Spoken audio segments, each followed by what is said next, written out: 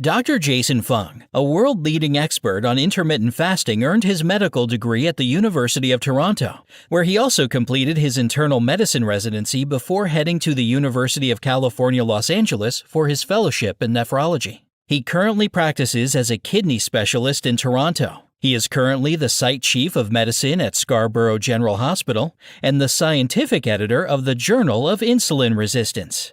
During the course of treating thousands of patients, it became clear to Dr. Fung that the epidemic of type 2 diabetes and obesity was getting worse. The prevailing dietary recommendations to reduce dietary fat and calories were clearly ineffective. He founded the Intensive Dietary Management Program to provide a unique treatment focus for type 2 diabetes and obesity.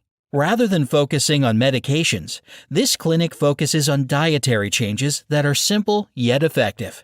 In this video, Dr. Fung talks about the basics of fasting, the major health benefits of fasting, how to exercise while fasting, and answers many other important questions on fasting. Let's listen to Dr. Jason Fung.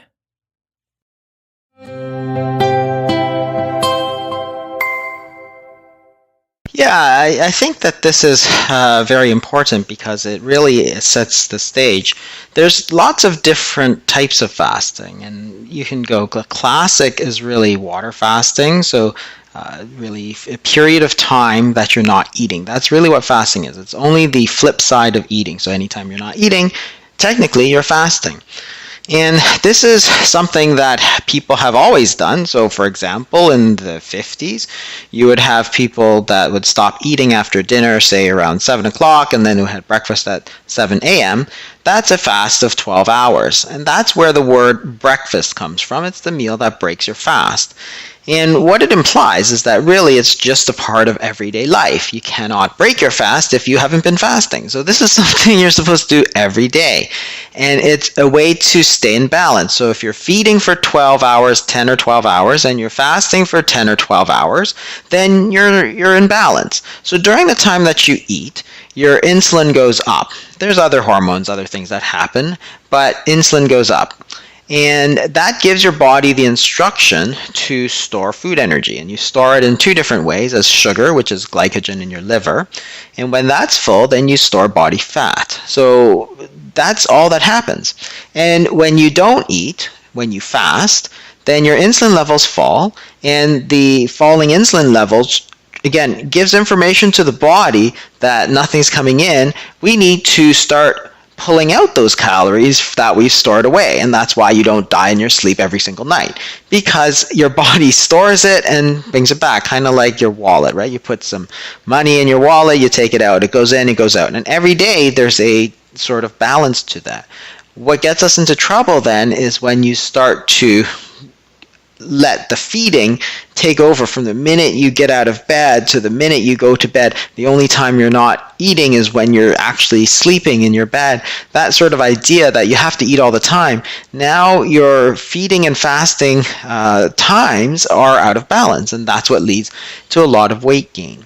So that's what fasting is. Now there's quite a few variations. So normal, if you go back to say the 50s, is a 12 or 14 hour fast. That was considered just normal. Nobody called it anything in particular. If you start to extend it, then you go to, say, a 16-hour fast. So that's what some people call a 16-8 schedule. So 16 hours of fasting and 8 hours of eating. That's what makes up your 24 hours in a day. And so what it means is that you eat within an 8-hour sort of eating window, say from 12 to 8 or 11 to 7. And that's a very popular sort of schedule. You might do that 5 or 6 days out of the week. That's the sort of idea. And you can extend it further. And it's really as flexible as you want to be. You can go 24 hours, 36 hours, 42 hours. Then you get into the multiple day fast. So 24 hours is another popular sort of a regimen where you go from dinner to dinner or lunch to lunch. So it's technically perhaps 23 hours, for example. But you might eat dinner, finish at 7 p.m., then you don't eat again until the next day's dinner at 7 p.m. So it's a 24-hour fast. And you might do that slightly less frequently. You might do that, for example, 2 to 3 times a week. If you go for the whole day, And some of these longer fasts we we use for more sicker patients, such as type 2 diabetics, people who really have a lot of weight to lose. You can go up to 36, 32, 36, 40 hours sort of thing. That means if you eat dinner, say on Monday, say you finish dinner at 7 p.m., you would actually go through all of Tuesday and not eat anything, and then go right through till Wednesday morning. So it's longer than 24 hours. It's somewhere around 36 hours-ish. If you skip breakfast on that day, it goes into a 40-hour fast. Then we go into the multiple day fast, and we typically try to avoid the kind of 2-day fast. There's a very practical reason for that. You can if you want to, but from experience, we know that day 2 tends to be the hardest day of the fast. Some people find it's day 3. So if you're going to get to day 2 or day 3, which is the hardest day, and then quit, well, you're not getting the maximum benefit. It's not a very efficient strategy. So once you get past that, every day gets easier. And the reason is that your body has moved into burning fat. So you've burned through all the sugar, you've gone through the gluconeogenesis stage, and you're into just burning fat. So your body is really feeding itself from your body fat. In essence, you're eating breakfast, lunch, and dinner of your own body fat. And that's perfect. That's terrific. That's exactly what we want it to do. And hunger actually starts to go down. So you can measure the ghrelin, which is a hunger hormone, and you can see that it typically peaks somewhere around day 2. So day 3, day 4, day 5, it actually goes down and down and down. So that's how people do these extended 7-day, 14-day, 30-day fasts, is because it's actually a lot easier for them because the hunger has diminished. So if you're at day 2, you're like, man, I am never going to be able to go on. That's the worst day. If you quit, you don't get any further benefit. But if you kind of push through that worst day, every day gets easier. And that's how Jimmy Moore, for example, goes 21, 30 days. And because by day 5, the hunger has gone, you're feeding yourself through your body fat, you're feeling good, you got lots of energy, and you're like, I can do this forever. So that's great. So why would you stop at day 2? So that's where we kind of draw the line. We kind of try to nudge people away from doing a lot of 48, 72-hour fasts to get through into the longer stages, because the average weight loss on a fast is only 0.5 pound of fat per day. It sounds really little. So 6 days of fasting, which seems a lot, and it is, you're expected to lose only 3 pounds of body fat. That's it.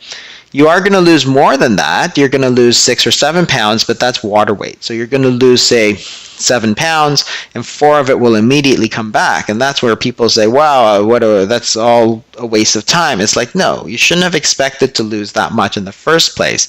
So if you know that ahead of time, if you know it going in, it prevents that kind of disappointment, because you think that 7 pounds will stay gone, but it won't. 4 of that comes back. It's only 3 pounds. And if you think about it, the math works out quite close to the experimental evidence, which is a pound of fat roughly has 3,500 calories. If you're eating 1,800 calories, for example, it's 2 full days of fasting for 1 pound of fat. So if you have 100 pounds to lose, you could really go 200 days to lose all that fat. And that's a long, long time. Even I don't recommend people going that long. So those are the different regimens, and then there's different types of fast. What you allow during the fasting period is all different as well. So classic is a water fast, water only fast. There's something called a dry fast, which is used in certain religions. Muslims during Ramadan, for example, will neither eat nor drink. So you're doing 2 things. One is you're fasting because you're not eating, but you're also getting dehydrated because you're not drinking. So it tends to make things more difficult than it really should be, because you're not deriving any medical benefit from getting dehydrated, because you're going to drink again after the fast is done, rehydrate. Some people say, and I don't have much experience because I never recommend it, but some people say that your body releases the water and you don't actually get dehydrated. That's possible. But in either case, our experience from people who do Ramadan is that it's a lot harder than just simple fasting. So why make it difficult for you? You want to try and make it easy. So we don't recommend that. Then you get into variations. So other than water, most people will say teas and green teas and herbal teas are quite fine because there's no calories in it. And also avoid artificial sweeteners and artificial flavors, Crystal Light and that sort of idea. There's some people who do well with it, like diet sodas and so on. But in general, I think, again, it makes it more difficult for people, and it also can raise insulin and cause cravings and these sort of things. So I say no artificial sweeteners, no artificial flavors, even though there's 0 calories. Coffee, for example, black coffee is fine. There's really 0 calories in that. We often allow a little bit of cream in it because it makes it easier again, but no sugar. And then you get into other variations such as fat fast, which is where you eat almost pure fat. The idea being that you can take all these calories, but pure fat has very little insulin effect. And it's really the dropping of the insulin which causes the weight loss. It triggers your body to release the energy to switch over to burning fat. So you can do these things. So bulletproof coffee, for example, is an example of a fat fast because it's coffee with all this blended butter, which has very little insulin effect. A lot of calories, but very little insulin effect. So that's called a fat fast. And some people use something like bacon and avocado during a fast, again with the idea that this sort of thing. But now you're moving further and further away from kind of classic fasting. However, some people do very well on that. So if you're doing well, then it doesn't matter whether you're technically breaking the fast or not. And that's why we allow the coffee with cream, because if you're doing well, then who cares? We're not purists, we're pragmatists. We just want to get results. So those are the variations. We also allow bone broth on some of the longer fasts. That's again, there's calories, there's protein. It's not a true fast, but it helps people during their fasting so that they can get through. Yeah, there's actually a huge number of benefits. They're different. So there's the metabolic benefits, and this is where it's kind of important to address some of the myths about fasting. So one of the big myths is that you should never ever skip a meal because your metabolism will go into starvation mode. So the idea is that you're going to shut down your metabolism. So if you count calories, for example, and suppose that you normally take 2,000 calories per day, you're burning 2,000 calories per day because you're not gaining or losing weight. However, you're at a weight that's higher than you would like. So you want to lose 10 or 15 pounds, for example. So you say, okay, well, what I'm going to do is go down to 1,500 calories, and I'm going to increase my exercise. And therefore, if I'm burning 2,000, taking in 1,500, therefore there's a net deficit of 500. I'll lose a pound per week. In 15 weeks, I'll lose those 15 pounds. Yay, hooray, we're all done. That never happens, ever. And we've known this for 100 years. The experimental evidence is very clear that when you do that, you will initially lose weight, then you're going to plateau. Even at that 1,500 calories a day that you are taking in, your weight then starts to go back up. Eventually, you feel cold, you feel tired, you're hungry, and your weight goes back to what it was, 10 or 15 pounds back up. That's what always happens, and that's been everybody's experience. And the reason that happens is because your body is simply not stupid. If you are burning 2,000 calories and taking in 1,500, your body knows that if you keep that up, you will die. So it quickly ramps down its metabolism to match it at 1,500. In fact, it goes below because it needs a little bit of a margin of safety. So it'll go down to, say, 1,400. So you're taking in 1,500, but now you're burning 1,400. You're not losing weight. It's starting to come back up despite the fact that you stayed on that diet. But because you're burning 1,400, this is the basal metabolism. That's what goes to generate body heat. It keeps your heart pumping. It keeps your extremities warm. It keeps your liver working, your heart working, and all that. You're using less energy. Your body is shutting down, basically. So you're cold, you're tired, you're hungry, you feel like crap, and your weight's coming back up. And that's what always happens because your body has that ability to ramp it down. Just like if you normally earn $100,000 a year, you spend $100,000, now your salary goes to $50,000, you don't keep spending $100,000 because you will go to jail. That's simple. So you're not stupid, your body's not stupid, that's what it does. It goes down and that's it, you're toast. And this is really one of the most unfair things we do as medical professionals to people, is say that, oh, this is what you need to do. You just need to cut your calories, count your calories, cut your calories, and that's it, you're done. We know that that has about a 99% failure rate, and when people fail, we then point the finger at them and say, you don't have enough willpower, you didn't follow the diet, you didn't do what I told you to do, because the advice is good, you're just defective somehow, you're a glutton, you're a sloth. And it's really the most unfair thing we do, because we know that 99% of people fail. So how do you blame them for failing when you know that they will fail right from the get-go? And it's proven. What happens to our body, we have studies going back close to 100 years that show this. So where fasting is of benefit from a metabolism standpoint is that your basal metabolic rate doesn't go down, which seems counterintuitive. Because if you go from 2,000 calories in, 2,000 calories out, and you go to zero, what happens is that your basal metabolic rate stays close to 2,000 calories. And you say, why? How is that so? And the reason is that your body is actually switching fuel sources. So because your insulin is dropping precipitously low, your body now switches from burning food to burning stored food, which is body fat.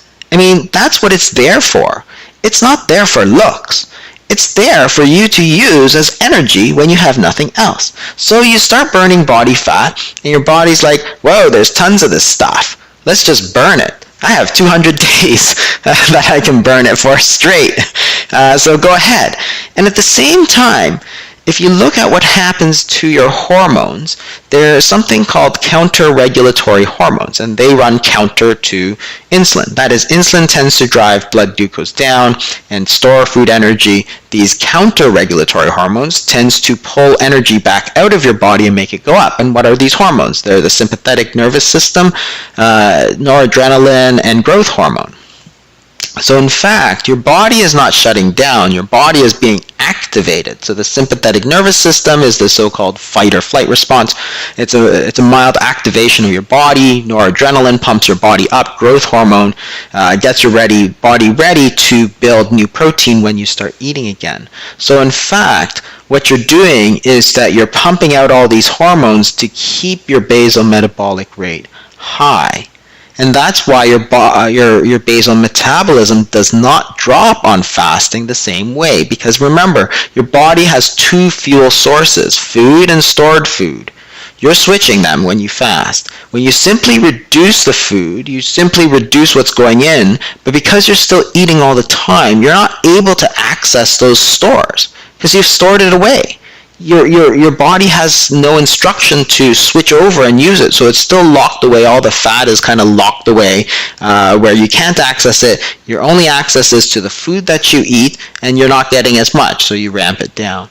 So that's the difference. So there's a huge metabolic barrier to weight loss, and that's one of the huge advantages to fasting in terms of weight loss. So that's one of the metabolic benefits, keeping your energy high, and that's why people feel so good when they're fasting. We get people, and keeping in mind again that if you do it for the first time, you may not feel so good. It does take a little bit of time for your body to get used to it, just like ketogenic diets. There's the so-called keto flu, which is a fairly well-known phenomenon, which when you start with the ketogenic diet, you feel a little crappy for a few weeks until you can get your body sort of used to it. So you get the same thing with fasting. The first couple times will suck. That's what we say. They will suck, and there's nothing I can do. But you do it, you get through, you let your body get used to the fasting, and pretty soon your body is able to switch fuel sources much easier. So that's the one thing, is that they feel good when they come back. They come and say, wow, I have so much energy. And it's like, why? Because you're finally letting your body burn the fat. And that's what we all want it to do. We want to burn fat. And how are you going to burn fat if you're still eating all the time? you're not letting your body digest the food, because that's the problem. Fasting is not about calories. You can, if you take any period of time, you can eat the same number of calories, but it's about lowering the insulin.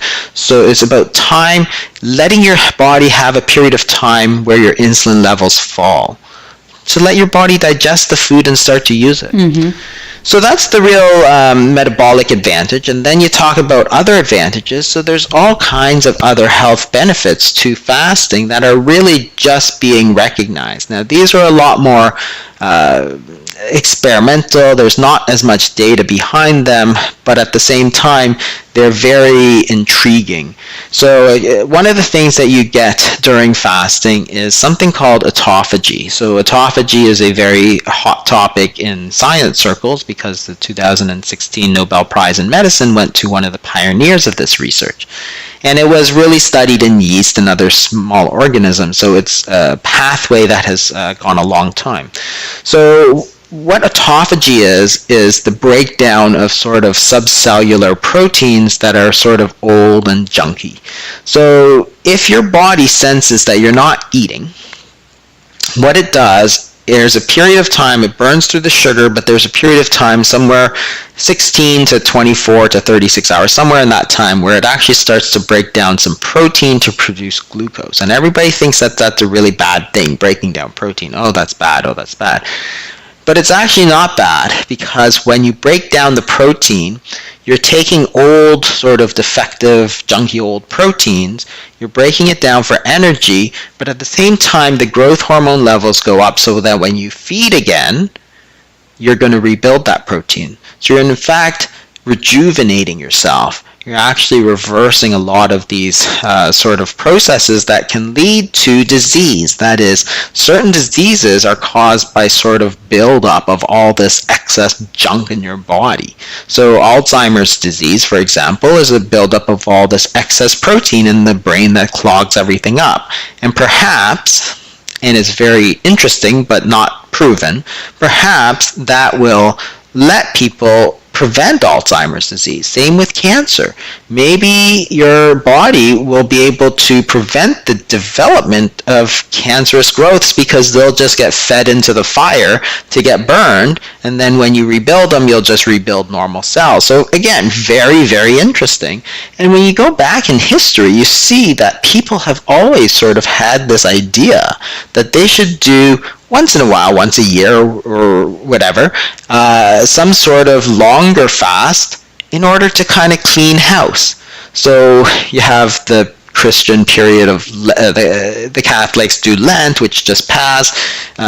Jewish will have fasting during Yom Kippur, and Muslims will have fasting during Ramadan, which is their holy month. So all these religions kind of independently came up with this idea that there's something really intrinsically healthy about once in a while just not eating and letting your body clean itself out. And that's what they were called, cleanses, detoxes, all this sort of idea. And it sort of pervades throughout history that yes, this is something that's very good for people to do.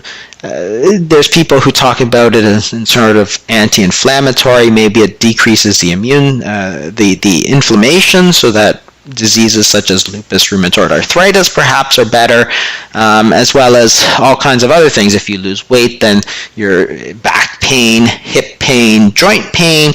Obviously, if you're not carrying those extra 20, 30 pounds, that's going to be a benefit to you. There is nothing wrong with using a bit of extra fasting around the time that you want to look good. Like, high school reunion. Hey, you want to drop 5 or 10 pounds, so you do sign a kind of alternate day fasting for a couple of weeks. That'll give you what it takes to lose 5 or 10 pounds. Guess what? It's entirely natural. Your body knows how to handle that. And in fact, if you think about some of the benefits we talked about, you may actually feel and look better. So the classic example I always use is that Beyonce used to use this master cleanse, which is this weird concoction of, I think it's lemonade and maple syrup and cayenne pepper. It's not truly a fast, but it's close enough. The number of calories is not that high. That's all you're drinking for like a week. So It's close to a fast, not a true fast, but did you see how she looked? Like, she looked amazing. It was tremendous. And the secret is that it's entirely natural and healthy because you're actually getting rid of all this kind of excess junk in your system. It's interesting because I think that if you go to Hollywood and the red carpet and so on, my guess is that of the women, for example, I guess that 80% of them do this anyway. And they look good. And they don't ever talk about it because they think it's really unhealthy, it's kind of taboo, and there's this whole mix-up with anorexia nervosa, so they never talk about it. But I think they all do it because why? Because it works. And you look good doing it. But the point is that you don't need to eat all the time. So if you have a goal of losing a few pounds because you want to look good, hey, that's okay. You cannot eat for a period of time because does your body know that you're not eating because it's Lent or because you want to lose 5 pounds for your high school reunion? I don't think so. It's the same with whatever you do. So why is one okay and the other not? It's like, oh, I'm fasting for Ramadan. Well, that's good. But, oh, I'm fasting because I want to drop 5 pounds and fit into my dress. Oh, that's not okay. And it's like, are you crazy? As doctors, we know this because we tell people to fast all the time. You go for a colonoscopy, you need to fast. You go for an ultrasound, you need to fast. You go for surgery, you have to fast. You go for fasting blood work, you have to fast. So we tell people to fast all the time. And guess what? Nothing bad happens. So if you're talking about vanity, it's not that bad a thing. Everybody wants to look good, and if you look good, you feel good, you have better self-esteem, and your cortisol level goes down. Hey, it's not a bad thing. So I tell people, don't worry about it. If that's your goal, that's what you want to do, it's okay to do that. And people always have what I call a one compartment model of obesity. That is, they think that all calories go into a single sink and all your calories come out of that. That's not how the body works. The body is partitioned into different kind of areas. And I use an analogy that you have something similar to a refrigerator and a deep freezer, like a basement freezer. So the refrigerator is like your glycogen. That is, the food goes into the refrigerator, comes out of the refrigerator, it's easy. It goes in, goes out, goes in, goes out.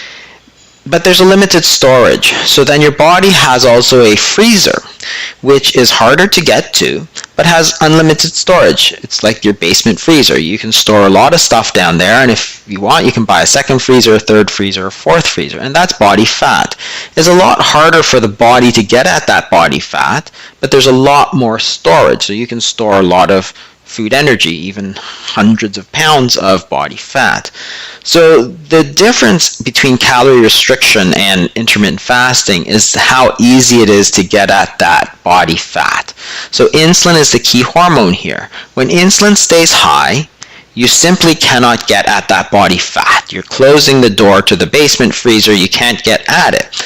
And technically what we say is that insulin inhibits lipolysis. That is, lipolysis is the breakdown of fat. Lipo means fat, lysis is to break down. So insulin inhibits lipolysis, meaning when your insulin is high, you can't burn body fat. That makes sense because insulin is high, you think you're eating, so therefore, you don't want to be burning fat because you're supposed to be storing food energy. So you're storing it in your fridge, you're storing it in your freezer, but you're not taking it out of the freezer. On the other hand, when insulin goes down, you can get at that body fat because that's the signal to say go. So if you simply reduce your calories, but you eat from the minute you get up to the minute you go to bed, and you're eating these foods, refined grains, sugars that continually stimulate your insulin, but you eat less of it, say 1,500 calories instead of 2,000 calories, you continually eat it. Your insulin is always high because you're eating all the time. Every time your insulin starts to drop, you pop it back up. So you close the door on that body fat. You can't access that body fat at all. But there's not that much in your fridge, so you have to slow down your metabolism because you don't have the energy. So every time you just kind of store a little energy, you're keeping that door closed. The whole point of fasting is to give yourself enough time for those insulin levels to drop. When you can drop it, now you can access that body fat. So there's two compartments, and that's the difference. Everybody has this sort of one compartment model because it's been promoted for so long, calories in, calories out, as if it's all one big swimming pool of stuff, right? It all goes into the pool, it all comes out of the pool. It doesn't. There's some of it that is just locked away, and it's locked away by insulin. The physiology has been worked out for 60 years or something. It's been a long time. I don't know why people can't understand that you're not going to burn body fat if you're eating. Why would your body store energy and burn energy at the same time? You can only do one or the other. So eat all the time, insulin stays high, therefore you're not burning body fat. And that's the difference. Therefore, if you're not taking in enough calories, you're not going to burn enough calories to feel good because of this whole thing that your insulin, you've still kept your body stores closed. So now you go to 0 calories, for example, all of a sudden you can burn body fat because insulin goes down, you open the door, the freezer's there, you're like, whoa, there is a lot of food in here, let's just take it all. So that's the difference. So even if you keep calories the same, I always say as soon as you talk about calories, I know that people are on the wrong track because your body does not respond to calories. It has no way of counting calories. It just is a very, very poor paradigm of understanding energy metabolism of the body. So if your body doesn't care about calories, like there is no if I take calories, for example, it's not like I metabolize them the same. So if you have 1,000 calories of steak and 1,000 calories of brownies, they're the same 1,000 calories. The minute you put that in your mouth, the metabolic response is completely different. So how can you pretend that they're the same? Like, it's the most ridiculous thing I've ever heard. If you eat kale salad with salmon day in, day out, you're going to lose weight. If you eat brownies day in, day out, you'll gain weight. It doesn't matter that they're the same calories. And anybody who knows anything about real life will tell you. And that's why I think some of these academic people are so out to lunch, because they live in this research world where they pretend that, oh, hey, those 1,000 calories of brownies are the same as 1,000 calories of kale salad. They're nothing the same. And that's where fasting and sort of low carbohydrate, high fat, ketogenic sort of diets really work extremely well together for two reasons. One is that they both have the same goal of reducing insulin. So insulin is the main driver of obesity. It's not calories. Your body actually just doesn't care about calories. It has no way of tracking it. It has no way of knowing if you take calories or not. It just doesn't care at all about calories. What it does care about is hormones, because that's what carries information through our body. So when you get the hormonal signal to store fat, which is insulin, you store fat. So if I give you insulin, I can actually make anybody fat. I just give them insulin, and they will gain weight.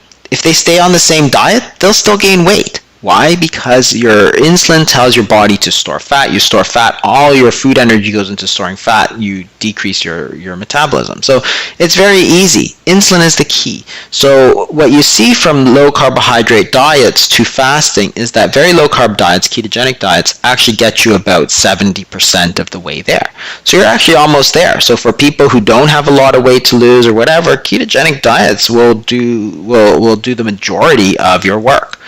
The other thing is, and a lot of people who do ketogenic diets have noticed this, is that a lot of times you're just not hungry after a certain time, so you don't have to eat. You can go sometimes 10 hours, sometimes you go down to 2 meals a day or 1 meal a day, which is this sort of inadvertent fasting that happens with a lot of people on paleo diets. And again, the physiologic reason is much easier to understand. When you're eating a lot of protein, when you're eating a lot of fat, you actually stimulate the hormonal mechanisms of satiety. That is, there are certain hormones that get released. There's mechanical stretch receptors in your stomach that when you distend it out, it tells your body that you're full and you can't eat. And everybody's experienced this. Suppose you go to the all-you-can-eat buffet and you eat until you're really, really, really full, like you're uncomfortably full. Now, if somebody sticks a steak in front of you, you'd be like, whoa, take that away. I can't even look at that thing because you're so full. But now if somebody says, oh, do you want a sip of this Coca-Cola? You're like, okay. And then here you can take 500 calories of Coca-Cola, no problem. Why? Because the refined carbohydrates, the same for a slice of apple pie or something. You're like so full and you go, oh, I'll have a little bit more apple pie. Because those refined carbohydrates, the sugar, don't activate the satiety mechanisms. So your body doesn't really even count them. That's why kids will, or maybe I'm dating myself, but when I was a kid, I used to say, "Oh, it's no." like a I was just about to say the exact same thing. Like, my dessert stomach is a totally separate thing because I was full, but then you brought that, flourless brownie over here, exactly. And suddenly I feel like I could have some of that. Exactly, and they're all very sugary because the sugar doesn't activate your satiety. In fact, it's appetizers, for example, make you more hungry. So you absolutely get that. So that's why they work so well together. And people find that when you go from a ketogenic diet to fasting, it's very simple. The transition is seamless because your body is so used to burning fat. It doesn't matter whether you're burning dietary fat or body fat. To the body, it's the same thing. Fat is fat. They're triglycerides, you burn it. Whether it came from your stomach or whether it came from your hips, your hip fat, it's all the same thing. So it burns just as easy. If you're used to burning sugar, then you are going to have a bit more of a harder transition to go to fasting. So again, that's why ketogenic, low-carb diets and intermittent fasting, really they exist on the same sort of continuum. And one is just the kind of ultimate version of the other one, but they really go well together. And that's what we do in our clinics is we have low carbohydrate diets and intermittent fasting, and we use them together. And some people, the point about fasting is not that you have to do it. You can do well on low carbohydrate diets, absolutely, but it represents options for people. And this is the thing that always kind of strikes me as silly, that we have an option to simply not eat and we'll lose weight. And it's natural and it's healthy. And if you have, say, severe obesity, severe type 2 diabetes, you will get a lot healthier by not eating for a period of time. Yet, we tell people that they should never, ever, ever do that. It's like, okay, what are you talking about? This is the most powerful tool in your weight loss arsenal, and we've told people to never even consider it. It's like, if you do it and do well, good for you. If you do it and hate it, then don't do it. It's an option for you. Why are we taking away options when it's so hard to lose weight already? Yeah, so there are certain people who shouldn't, and those are the people where nutrition is really very much more important. So if you're a child, for example, you shouldn't really be fasting, at least not for a long time. It doesn't mean you should never skip a meal, but you shouldn't do it deliberately just for weight loss.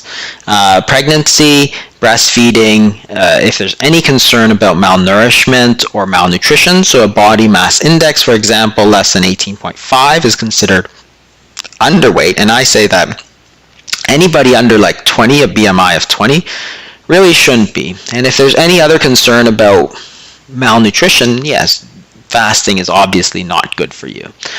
Anorexia nervosa is very interesting because, again, a lot of people come back and say, oh, you're promoting disordered eating. It's like, no, anorexia nervosa is a psychiatric disorder of body image. People have fasted for thousands of years. Anorexia nervosa didn't exist for the most part of human history. So you don't see it in the 1800s. But people are fasting all the time. So fasting does not lead you to anorexia. It's the other way around. Anorexia makes you not eat. It's not the not eating that gives you a psychiatric disorder. That's kind of like if I say to you, obsessive compulsive disorder, people wash their hands a lot. You should really stay away from washing your hands because you could develop obsessive compulsive disorder. It's like, no, washing hands does not give you a psychiatric disorder. The conscious act of not eating does not give you an eating disorder. It means that you have decided not to eat. That being said, so there are some studies that show that, yes, fasting does not cause anorexia nervosa. But if you have a history of disordered eating, yeah, you should probably be a little bit careful. That's just common sense. So that's a fairly small group. Everybody else in the world can fast safely. The point about women, I hear this a lot, is that women don't benefit or women can't do it. And again, the very idea is pretty ludicrous, honestly, because throughout history, women have fasted along with the men all the time. If you look back at studies in terms of average weight loss for women and men, they're about the same. There's no difference between women and men. They lose fat at roughly the same rate. I mean, it's not quite the same because women's metabolic rate tends to be a little bit lower than men. So there's a slight difference, but it's still the same. We have experience with hundreds of women, so at least half, probably slightly more than half of our clinic is women, and they do just as well. We don't see any problems. So the people that say, oh, women should never fast, I'm like, one, do you have any experience with women fasting? Because we have fasted 600, 700, 800 women and seen no more problems than the men. Are there problems? Yes. I'm not saying it's a cure-all or it's everything, all that. I'm saying that women have problems fasting, so do men. But some of the people who do the best in our clinic are women. It's an option for them. And it's, again, why do we tell people these things? What is it that you think is different about women's physiology that makes them not able to fast? And there's nothing. We have millions of years of experience in the human species female version of fasting that, hey, if there was a problem, maybe Jesus Christ and the Prophet Muhammad would not have told their women followers to fast. They would have said, whoa, all women are exempted. Well, thyroid doesn't really get affected. So if you look at the hormonal changes of fasting, it's really insulin and the counter-regulatory hormones. That's the main effect. Thyroid has very little to do with the short-term amount that you eat. Obviously, if you don't eat for, and you become malnourished, this is a totally different story. And again, the same thing with the nutrients. You have to really be clear about what you're treating. Are you treating nutrient deficiency or are you treating obesity, that is weight loss? If you're treating nutrient deficiency, then you need to take nutrients. If you're treating obesity, then that's not any kind of consideration. So I have the same thing. When you eat, you should eat well. But it's not like you can go out there and, I ate a bagel, which has very little nutrients, or I ate white bread, which has no nutrients. Therefore, I'm okay because I ate some white bread. There's no nutrients in that. So if you're worried about nutrient deficiency, eating that white bread or the cereal and toast with jam, it doesn't give you any nutrients anyway. So why are you better off eating that as opposed to just skipping it and fasting? The whole point is that people get these two conditions completely mixed up. If you're worried about nutrient deficiency, treat it with nutrients. If you're worried about obesity, then treat it. But don't say, I'm not eating, therefore I'm going to develop nutrient deficiency. So as a physician, I'm like, okay, nutrient deficiency. What nutrient are you worried about? Vitamin C? You think you're going to get scurvy? Beriberi? Osteomalacia? It's like, these are nutrient deficiencies.